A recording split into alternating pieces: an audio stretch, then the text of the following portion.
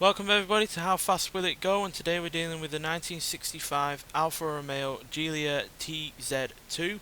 Now this has 761 horsepower, 551 pounds-feet of torque from a 3.6 litre turbocharged inline-six engine, and the vehicle itself now weighs 1,578 pounds. Now has all-wheel drive, and it can do 0 to 60 in 2.066 seconds and 0 to 100 in 4.325 seconds. So I know that's not a lot of power in comparison to the 1500 horsepower kind of cars that we've had on the series before, but this doesn't weigh all that much. It's really rather aerodynamic, and with the all-wheel drive system it will help keep that power in check because it didn't have all that much power in the first place. Not that it needed it, because again, it was still very little in the way of weight even before these upgrades. So yeah, I'm hoping that the lack of weight and the aerodynamics will help. I'm not expecting it to be all that quick though, because at the end of the day it isn't all that much power in comparison to other vehicles, but it shouldn't be able to be at the bottom of the table because it is a bit more aerodynamic than say a Triumph TR6 for instance, which was like a brick in comparison to this. So yeah, let's get out there and see what it can do. So yeah, lack of weight and nearly 800 horsepower certainly gives this plenty of acceleration.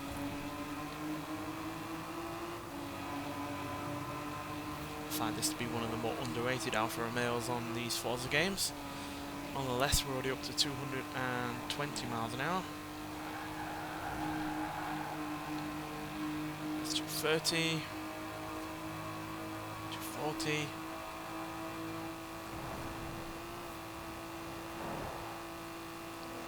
50. I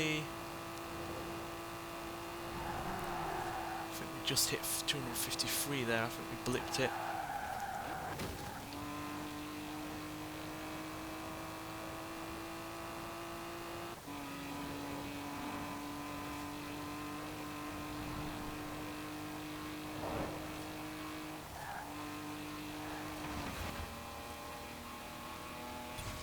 Yeah, I'll have to have a look back at the recording after this to see if I did hit 253 for sure.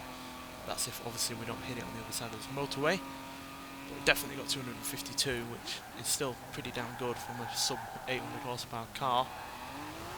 Because yeah, like I said earlier, plenty of cars in the series are more than 1,000, even several are above 1,500 horsepower. So to be at least more than 250 in the car with as minimal power as this in the context of this series is really rather good. And it handles fairly well as well.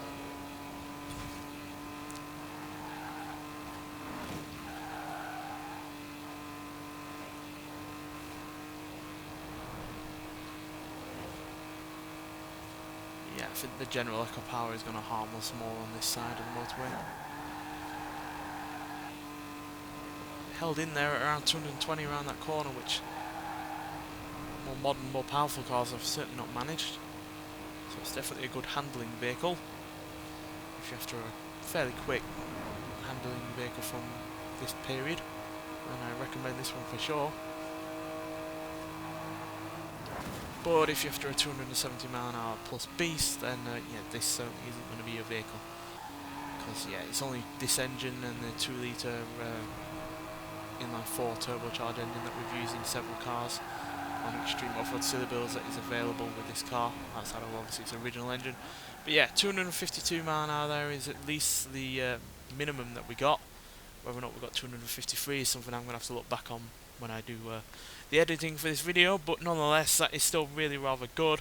And again, it's far from the bottom of the table. It's matched the likes of the Nissan Fairlady Z from 1994, Porsche 550A Spider. It's beaten the Ford number 25 Mustang RTR, the Celine S5S Raptor, and the Aston Martin Vantage. 3 cars that are, newer than this, so the fact it's quicker than cars from 2010 plus is really rather good. And yeah, slightly behind the Plymouth Atomic Bubble Top, the Ferrari GTC4 Lusso, and the Jaguar C-Type. So it's around the same kind of speed as some cars from around the same period, 10 years or ahead or behind, or slightly behind some cars from the same kind of period, but it's more quicker than some modern cars, which is a big surprise. And yeah, that's all that really counts for a car like this, to be able to beat more modern cars with less power is really rather good. Also a good handling vehicle and got really good acceleration, so yeah, highly recommend this car if you want a quick car from the 60s, if you want to upgrade one from that period, because yeah, got a good basis in stock form from the fact that it's very little in the way of weight, and yeah, you've got a couple of engines to choose from, and yeah, you can make it a really good handling vehicle as well in the same way. So yeah, highly recommend it, and yeah, it's another solid Italian car as well in stock form, or with all these upgrades I've put on it. Nonetheless, thanks for watching, and I'll see you in the next one. Bye.